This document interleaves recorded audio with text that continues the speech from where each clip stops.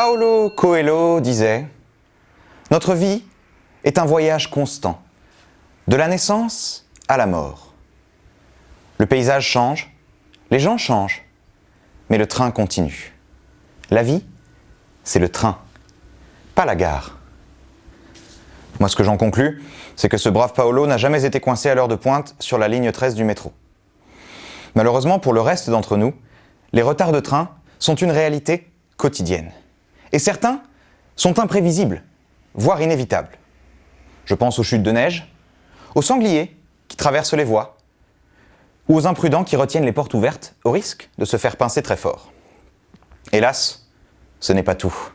Car un seul train en retard, c'est comme un mégot allumé dans une forêt du Var.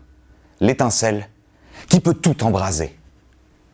Ma thèse vise à étudier cet effet domino, par lequel un petit bagage, oublié négligemment sur le quai à Châtelet-Les Halles, peut se transformer en catastrophe collective et paralyser la moitié du RER A. A-t-on vraiment mérité ça ? Pourquoi la situation dégénère-t-elle si vite ? Eh bien, parce que les trains se disputent tous une seule ressource, les rails sur lesquels ils circulent.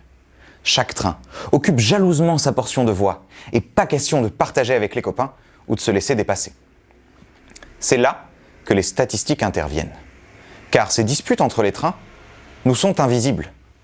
On observe uniquement leurs heures de passage aux différents arrêts, qui dépendent de moult autres facteurs. Or, un modèle statistique sert justement à extraire une structure cachée dans des données complexes. Ici, les données sont les relevés horaires, et l'on y cherche la trace de cette congestion qui ralentit nos trajets. Notre premier objectif, c'est de fournir de meilleures prédictions, et donc une information plus fiable à ces voyageurs grognons du matin comme vous et moi. Mais mieux comprendre la propagation permet aussi d'y faire face. C'est un peu comme pour un feu de forêt.